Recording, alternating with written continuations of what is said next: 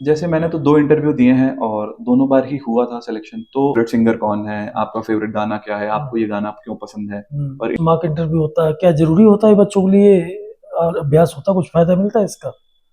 मेरा मानना है कि मॉक इंटरव्यू से फ़ायदा तो होता है। मतलब अगर आप 3 से 4 मॉक इंटरव्यू दे देते हैं, तो वो आपको मानसिक तौर से तैयार कर देता है मजबूत एक कर तरीके देते से हैं। कि किस तरीके से on the spot situation handle करना है, किस तरीके से मतलब कम शब्दों में ज़्यादा बात को कह लेना है। जैसे अभी तो हम एक कैंडिड चर्चा कर रहे हैं आराम से बैठ के, तो हम जैसे बहुत ज़्यादा बोलते चले जाते हैं कि छोटी-सी बात का हम लोग लंबा आंसर देते हैं। लेकिन वहाँ पे क्या होता है कि इंटरव्यू सिचुएशन में आपको बहुत कम शब्दों में अपने पूरे पॉइंट्स को अच्छे से रखना होता है, क्योंकि इंटरव्यूअर जो होते हैं वो हर 1 से 1.5 मिनट से ज़्यादा आपका क्वेश्चन बदल देता है।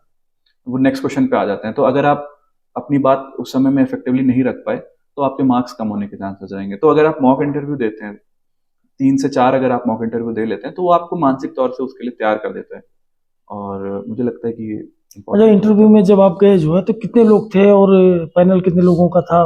किस तरह से सवाल पूछे जाते हैं? जी। कुछ लोग कहते हैं रोचक सवाल भी एक दो आ जाते हैं, तो आपके साथ कुछ ऐसा हुआ तो बताइए। जैसे मैंने तो 2 इंटरव्यू दिए हैं और दोनों बार ही हुआ था सिलेक्शन। तो मतलब जैसे जब मैं फर्स्ट टाइम गया था, तब मैं किसी भी सर्विस में नहीं था। हम्म। तब तो मैं सीधे पहुंचा था। हम्म। तो मतलब सवाल हर डायमेंशन से उन्होंने पूछे थे। और मेंबर्स 5 मेंबर्स होते हैं, उनमें एक हम्म। चेयरमैन होते हैं, हम्म। बाकी अपने फील्ड एक्सपर्ट्स होते हैं और हम्म। अलग अलग फील्ड्स के अलग अलग एक्सपर्ट्स होते हैं मेंबर्स। हम्म। तो जैसे क्वेश्चंस वो बेसिक, तो जब मैं फर्स्ट अटेम्प्ट में पहुंचा था इंटरव्यू देने, सेकंड अटेम्प्ट में सॉरी, तो उसमें तो मतलब मेरी ही फील्ड से आपके जो डिटेल एप्लीकेशन फॉर्म होता है उसमें से सवाल करते हैं, जैसे कि आपके नाम का मतलब क्या है, बेसिक सवाल से लेके एडवांस सवाल तक कि अगर आप इस पोजीशन पे होंगे तो किस तरीके से हैंडल करेंगे, या फिर पॉवर्टी को कम करने के लिए आप क्या करेंगे, विमेन एम्पावरमेंट के लिए क्या करेंगे। और अगर करंट अफेयर्स में कोई न्यूज़ उस समय चल रही होती है, जैसे कि रशिया यूक्रेन वॉर चल रही थी उस समय, तो उस परिस्थिति में आप किस तरीके से डिसीजन लेंगे और आपको क्या लगता है सही था या नहीं था।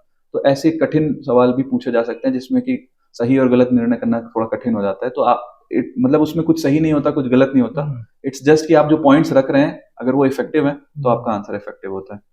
और कुछ दिलचस्प सवाल भी पूछ लेते हैं, जैसा लोग हाँ, बताते हैं कुछ जैसे ना कि कुछ। हाँ, जब मेरे साथ ऐसा हुआ था कि मेरी हॉबीज कुछ म्यूजिक है, हम्म। तो मुझसे म्यूजिक से रिलेटेड काफी सारे सवाल सेकंड अटेम्प्ट में पूछे गए थे कि आपका फेवरेट सिंगर कौन है, आपका फेवरेट गाना क्या है, आपको ये गाना क्यों पसंद है, और इंडियन स्टाइल सिंगिंग ही क्यों करते हैं। तो इस तरीके के सवाल काफी पूछते हैं। तो वो थोड़ा वहां पे जाके आपका इंटरव्यू थोड़ा लाइट होता है, क्योंकि बाकी आपका इंटरव्यू काफी मतलब ऐसा चल रहा होता है, फॉर्मल चल रहा होता है। लेकिन अगर आपकी इंटरेस्टिंग हॉबीज हैं, तो वहां पे जाके उनको भी मौका मिलता है कि उसको इंटरव्यू को थोड़ा लाइवली बनाए। तो यही मौका होता है कि तो मतलब जब किस इंटरव्यू तरीके से से। आप निकले तो आपको कुछ ये लगा कि नहीं इस बार मेरा हो जाएगा? क्या कुछ एहसास हो गया होगा आपको कि नहीं? जब मैं सेकंड अटेम्प्ट में देने गया था इंटरव्यू, तब तो मुझे लगा था कि इंटरव्यू ठीक गया है। हम्म।